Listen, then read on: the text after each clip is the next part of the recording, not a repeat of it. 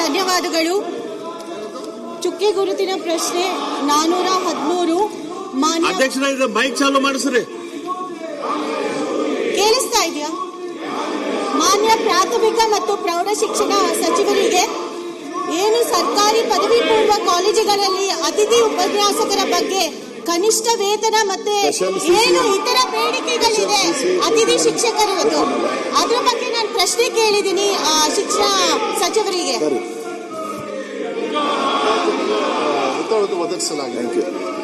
ಉತ್ತರವನ್ನು ಕೊಟ್ಟಿದ್ದಾರೆ ಸಭಾಧ್ಯಕ್ಷರೇ. ನಾನು ಅಂದ್ರೆ ಅತಿಥಿ ಉಪನ್ಯಾಸಕರಿಗೆ ಅಟ್ಲೀಸ್ಟ್ ಕನಿಷ್ಠ ವೇತನ ಕೊಡಬೇಕು ಅಂತ. ಯಾಕಂದ್ರೆ ಈಗ ಕೊಡ್ತಾ ಇರುವ ವೇತನ ಗೆಸ್ಟ್ ಟೀಚರ್ಸ್ಗೆ ಬರೀ 14,000 ರೂಪಾಯಿ ಮಾತ್ರ.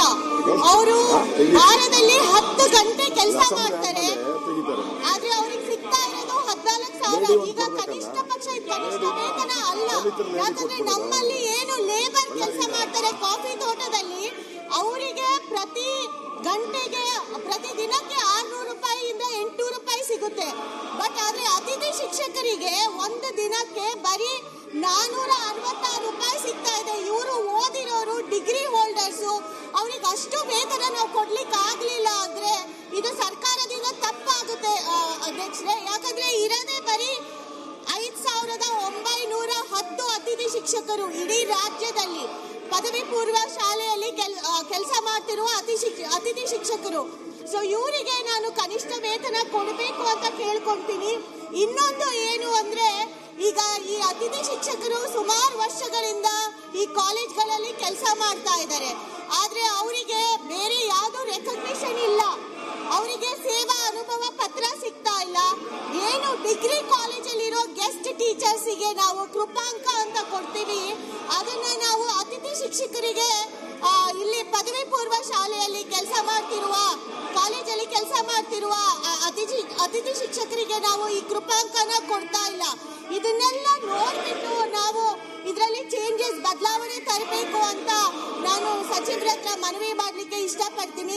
ಮತ್ತೆ ಮಹಿಳಾ ಅತಿಥಿ ಶಿಕ್ಷಕರು ಏನಿದ್ದಾರೆ ಅವರಿಗೆ ಏನು ಮೆನಿಸ್ಟ್ರಲ್ ಲೀವ್ ಕೊಡಬೇಕು, ಮತ್ತೆ ಮಟರ್ನಿಟಿ ಲೀವ್ ಕೊಡಬೇಕು, ಅದನ್ನು ಕೂಡ ಕೊಡಬೇಕು ಅಂತ ನಾನು ನಿಮ್ಮ ಮೂಲಕ ಕೇಳ್ಕೊಳ್ಳಿಕ್ಕೆ ಬಯಸ್ತೀನಿ. ಈ ಅತಿಥಿ ಶಿಕ್ಷಕರಿಗೆ ತಿಂಗಳಿಗೆ ಒಂದ್ ದಿವಸ ರಜೆನೂ ಕೂಡ ಸಿಗ್ತಾ ಇಲ್ಲ ಸಭಾಧ್ಯಕ್ಷರೇ. ಇದ್ರ ಬಗ್ಗೆ ಅವರು ಮಾನ್ಯ ಸಚಿವರು ಗಮನ ಹರಿಸಬೇಕು ಅಂತ ನಿಮ್ಮ ಮೂಲಕ ಕೇಳ್ಕೊಳ್ತೀನಿ. ಮಾನ್ಯ ಸಭಾಧ್ಯಕ್ಷರೇ, ನಮ್ಮ ಸರ್ಕಾರ ಬಂದ್ಮೇಲೆ ಮುಂಚೆ 12,000 ಕೊಡ್ತಾ ಇದ್ವಿ. ನಮ್ಮ ಸರ್ಕಾರ ಬಂದ್ಮೇಲೆ ಅದನ್ನ 14,000 ಮಾಡಿದ್ವಿ. ಅವ್ರಿಗೆ ಕಮ್ಮಿ ಇದೆ, ನಾನಿಲ್ಲ ಅಂತ ಹೇಳೋದಿಲ್ಲ. ಆದ್ರೆ ಇದನ್ನ ಫೈನಾನ್ಸ್ ಡಿಪಾರ್ಟ್ಮೆಂಟ್ ಮಾಡ್ತಕ್ಕಂಥದ್ದು ಅವಶ್ಯಕತೆ ಮೂಲಕ ಫೈನಾನ್ಸ್ ಡಿಪಾರ್ಟ್ಮೆಂಟ್ ಅವ್ರ ಜೊತೆನೂ ಕೂಡ ನಾನು ಮಾತಾಡ್ಲಿಕ್ಕೆ ಇಷ್ಟಪಡ್ತೀನಿ. ಮತ್ತೆ ಅವ್ರಿಗೆ ಬೇರೆ ಸವಲತ್ತನ್ನ, ಯಾಕಂದ್ರೆ ಕಾಂಟ್ರಾಕ್ಟ್ ಬೇರೆ ಸವಲತ್ತನ್ನ ಕೊಡೋದಕ್ಕೆ ಏನಾದ್ರೂ ನಾವು ಫೈನಾನ್ಸ್ ಇಂದ ತಗೊಳ್ಬೇಕಾಗತ್ತೆ. ಈಗ ಹೆಣ್ಮಕ್ಳದ್ದು ಕೆಲವು ರಜದ ಬಗ್ಗೆ ಹೇಳಿದ್ದಾರೆ, ಅದು ಅವರು ಪರ್ಮನೆಂಟ್ ಟೀಚರ್ಸ್ ಹೆಲ್ತ್ ಗ್ರೌಂಡ್ಸ್ ಮೇಲೆ ಯಾವ್ದಾದಕ್ಕೆ ನಾವು ಅವರಿಗೆ ರಜವನ್ನ ಕೊಡ್ತಕ್ಕಂಥ ಮಾತಾಡಿ ಅದನ್ನ ಅವಕಾಶ ಇದ್ರೆ ಕಾಂಟ್ರಾಕ್ಟ್ ಬೇಸಿಸ್ ಅಲ್ಲಿ ಇರೋದ್ರಿಂದ ನಾವು ಆಮೇಲೆ ಗ್ರಾಮೀಣ ಅಂತ ಏನು ಅತಿಥಿ ಶಿಕ್ಷಕರಿಗೆ ಆತರ ಕಾನೂನಿಲ್ಲ. ಅದನ್ನ ನಾನು ಮತ್ತೆ ಸರ್ಕಾರದ ಮಟ್ಟದಲ್ಲಿ ಯಾರ್ಯಾರು ಅವ್ರ ಹತ್ರ ಇದೆ ಅವ್ರ ಹತ್ರ ಮಾತಾಡಿ ಮಾಡ್ತಕ್ಕಂಥ ನಾನು ಸಚಿವರ ಹತ್ರ ಮನವಿ ಮಾಡ್ಕೊಳ್ಳೋದು ಇದು ತುಂಬಾ ಇಂಪಾರ್ಟೆಂಟ್ ವಿಚಾರ. ಯಾಕಂದ್ರೆ ಬರೀ 14,000ದಲ್ಲಿ ಒಬ್ಬ ಅತಿಥಿ ಉಪನ್ಯಾಸಕರು ಜೀವನ ಮಾಡ್ಲಿಕ್ಕೆ ಸಾಧ್ಯ ಇಲ್ಲ. ಇದು ಬರೀ ಗ್ರಾಮೀಣ ಮಟ್ಟದಲ್ಲ, ಇಡೀ ರಾಜ್ಯಕ್ಕೆ ನನ್ನ ಪ್ರಕಾರ ಇದು ಅನ್ವಯಿಸುತ್ತೆ. ತುಂಬಾ ಮುಖ್ಯವಾದ ವಿಚಾರ. ನಾವು ನಮ್ಮ ಸರ್ಕಾರ ಇದ್ರ ಬಗ್ಗೆ ನಾವು ಕಾಳಜಿ ವಹಿಸ್ಕೋಬೇಕು. ಇನ್ನೊಂದು ವಿಚಾರ ನಾನು ಹೇಳಲಿಕ್ಕೆ ಮರ್ತು ಬಿಟ್ಟೆ, ಇವ್ರು ಔಟ್ಸೋರ್ಸ್ ಆಗಿರೋದ್ರಿಂದ ಪ್ರತಿ ವರ್ಷ ಇವ್ರದ್ದು ರಿನ್ಯೂವಲ್ ಆಗುತ್ತೆ ಕಾಂಟ್ರಾಕ್ಟ್. ಆದ್ರೆ ಈಗ ಸರ್ಕಾರ ಒಂದು ಕಾಯ್ದೆ ಅಥವಾ ಒಂದು ಕಾನೂನು ತಂದಿದೆ, ಏನು ಅಂದ್ರೆ ಮೆರಿಟ್ ಯಾರಾದ್ರೂ ಮೆರಿಟ್ ಮೇಲೆ ಇದ್ರೆ ಮೆರಿಟ್ ಉಪನ್ಯಾಸಕರಿಗೆ ಕೊಡಬೇಕಾಗುತ್ತೆ. ಸೊ ಯಾರಾದ್ರೂ 5 ವರ್ಷ 10 ವರ್ಷ ಕೆಲಸ ಮಾಡಿದ್ದು ಅವ್ರಿಗಿಂತ ಯಾರಾದ್ರೂ ಮೆರಿಟೋರಿಯಸ್ ಉಪನ್ಯಾಸಕರು ಬಂದ್ರೆ ಅವ್ರಿಗೆ ಅವಕಾಶ ಕೊಡಬೇಕಾಗುತ್ತೆ. ಸೊ ಇದರಲ್ಲಿ ಯಾರು ಸುಮಾರು ವರ್ಷ ಆಲ್ರೆಡಿ ಈ ತರ ಪದವಿ ಪದವಿ ಪೂರ್ವ ಕಾಲೇಜಲ್ಲಿ ಕೆಲಸ ಮಾಡಿದರೆ ಅವ್ರ ಅವಕಾಶ ಕಳ್ಕೊಂತಾರೆ. ಅವ್ರು ಇದನ್ನ ನಂಬ್ಕೊಂಡು ಜೀವನ ಮಾಡಿರ್ತಾರೆ. ಸೊ ಇದೆಲ್ಲ ಸ್ವಲ್ಪ ತಿದ್ದುಪಡಿಗಳು ನಾವು ತರಲೇಬೇಕಾಗುತ್ತೆ. ಫೈನಾನ್ಸ್ ಸೆಕ್ರೆಟರಿ ಹತ್ರ ಮಾತಾಡ್ತೀವಿ ಅಂತ ಸಚಿವರು ಹೇಳಿದ್ರು. ತುಂಬಾ ದೊಡ್ಡ ಸಂಖ್ಯೆ ಏನಲ್ಲ. ನಾನು ಹೇಳ್ತಾ ಇದ್ದೀನಿ, ಬರೀ 5,910 ಅತಿಥಿ ಶಿಕ್ಷಕರು ಮಾತ್ರ ಇರೋದು ಪದವಿ ಪೂರ್ವ ಕಾಲೇಜುಗಳಲ್ಲಿ. ಇದೇನು ದೊಡ್ಡ ಅಮೌಂಟ್ ಆಗೋದಿಲ್ಲ ಸರ್ಕಾರಕ್ಕೆ.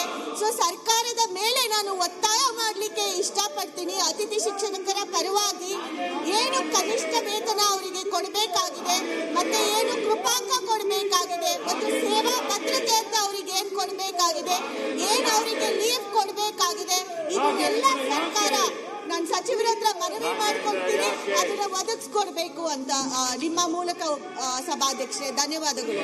ಸಭಾಧ್ಯಕ್ಷೆ ಅವ್ರು ಏನೇನು ಹೇಳಿದ್ದಾರೆ ಅದನ್ನ ಸರ್ಕಾರದ ಮಟ್ಟದಲ್ಲಿ ಮೇಲ್ಮಟ್ಟದಲ್ಲಿ ಮಾಡ್ತಕ್ಕಂಥದ್ದು. ಮತ್ತೆ ಕ್ವಾಲಿಟಿ ಆಫ್ ಎಜುಕೇಶನ್ ಇದ್ದಾಗ ಮೆರಿಟ್ ಮೇಲೆ ಅತಿಥಿ ಶಿಕ್ಷಕರನ್ನು ತಗೊಳ್ಳೋದು ನೋಡ್ಕೊಂಡು ತಗೊಳ್ಬೇಕಾಗತ್ತೆ. ಅದನ್ನು ಕೂಡ ಇಲಾಖೆಯಲ್ಲಿ ಚರ್ಚೆ ಮಾಡ್ತೀನಿ. ಮತ್ತೆ ಅದಾಗಲೇ ಪಾಪ ಅವ್ರದ್ದು ಕಳಕಳಿ ಏನಿದೆ 8-10 ವರ್ಷ ಏನ್ ಮಾಡಿರ್ತಾರಲ್ಲ ಅವರಿಗೆ ಮತ್ತೆ ಅವ್ರನ್ನ ಓವರ್ಟೇಕ್ ಮಾಡಿ ಅದು ಏನಾಗ್ತದೆ ಸಭಾ ಅಧ್ಯಕ್ಷರೇ, ಒಂದು ಕಡೆ ಕ್ವಾಲಿಟಿ ನೋಡಬೇಕು. ಅವರ 6 ವರ್ಷ 8 ವರ್ಷ 10 ವರ್ಷ ಅವ್ರ ಪಾಪ ಅವ್ರು ಸ್ಯಾಕ್ರಿಫೈಸ್ ಅಲ್ಲ ಅವ್ರದ್ದು ಪರೀಕ್ಷೆಯಲ್ಲಿ ಅವ್ರ ಸಬ್ಜೆಕ್ಟ್ ವೈಸ್ ನೀವು ಬೇಕಾದ್ರೆ ಕನ್ಸಿಡರ್ ಮಾಡಿ ಅಂಥವ್ರು ಯಾರು ಭಾಳ ಮಕ್ಕಳು ಫೇಲ್ ಆಗ್ತಿದ್ರು ಅಂಥವ್ರು ಚೇಂಜ್ ಮಾಡಕ್ಕೆ ಅಡ್ಡಿಲ್ಲ. ನೋಡಿ ನೀವೇನು ಸಜೆಷನ್ ತಾವೇನು ಕೊಟ್ಟಿದ್ದೀರಿ ಮತ್ತು ಸದಸ್ಯರು ಏನು ಕೊಟ್ಟಿದ್ದಾರೆ ಅದನ್ನು ನೋಡಿ ಅಧಿಕಾರಿಗಳ ಜೊತೆಗೆ ನಾನು ಚರ್ಚೆ ಮಾಡಿ ನಿರ್ಧಾರವನ್ನು ಆದಷ್ಟು ಬೇಗ ತಗೊಂಡು.